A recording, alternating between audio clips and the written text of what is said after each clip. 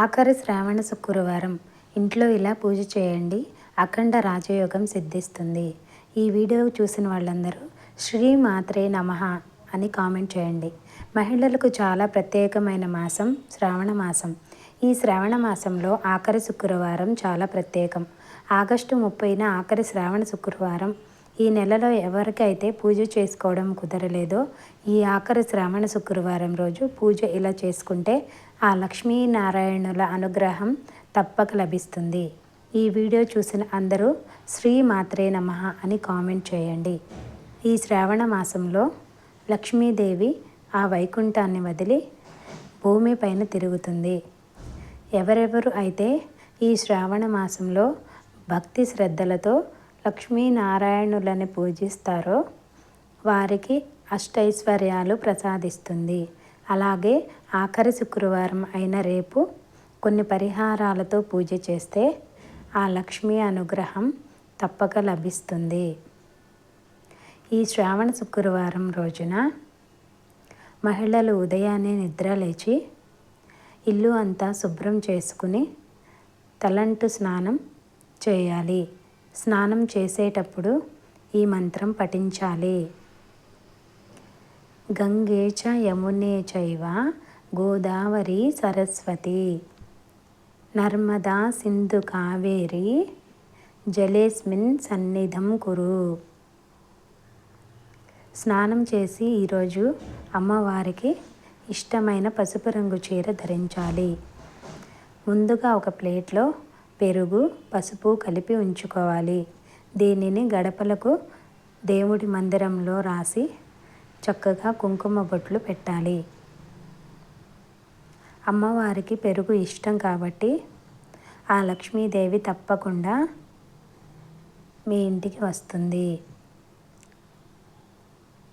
శుక్రవారం రోజు ఇంటి ముందు తామర పువ్వు ముగ్గు వేసి దానిలో కూడా ఈ పసుపు రాసి కుంకుమ బొట్లు పెట్టుకోవాలి. ముగ్గుకి రెండు వైపులా స్వస్తిక్ గుర్తు వేయండి. పసుపు కుంకుమ పెట్టండి. మీ ఇంటి ద్వారం పైన స్వస్తిక్ గుర్తు వేసి కుంకుమ పెట్టండి. స్వస్తిక్ గుర్తు ఉన్న ఇంట్లో లక్ష్మీదేవి స్థిర నివాసం ఉంటుంది.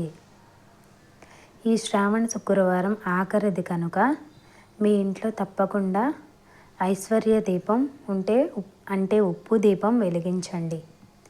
మీ ఇల్లంతా ఐశ్వర్యంతో నిండిపోతుంది. ఈ శుక్రవారం ఆవు నెయ్యితో దీపం పెడితే మీ ఇంట్లో ఎలాంటి కష్టాలు ఉండవు. ఆవు నెయ్యితో దీపం పెడితే మీరు కోరిన కోరికలు నెరవేరుతాయి.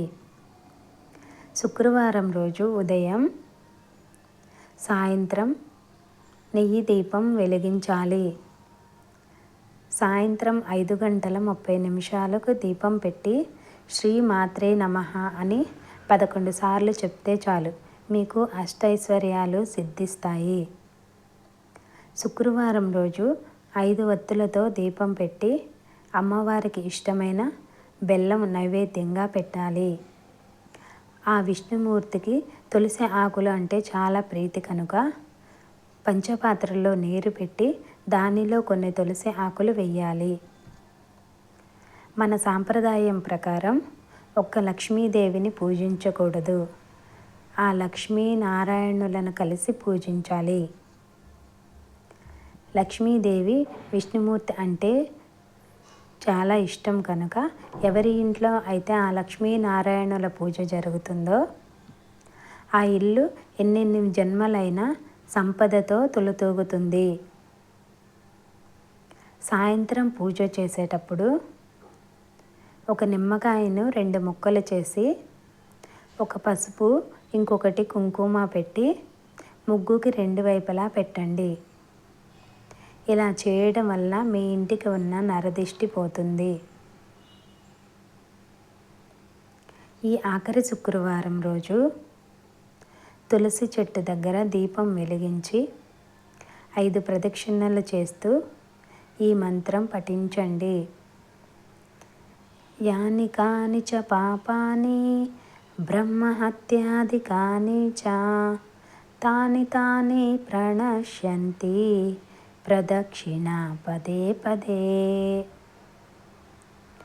ఆ తులసీమాత అనుగ్రహంతో 7 జన్మల పాపాలు తొలగిపోయి లక్ష్మీదేవి అనుగ్రహంతో 7 జన్మలకు సరిపడా ఐశ్వర్యం లభిస్తుంది. శ్రీమాత్రే నమః. ఈ వీడియో కనుక మీకు నచ్చినట్లయితే ప్లీజ్ సబ్స్క్రైబ్ మై ఛానల్.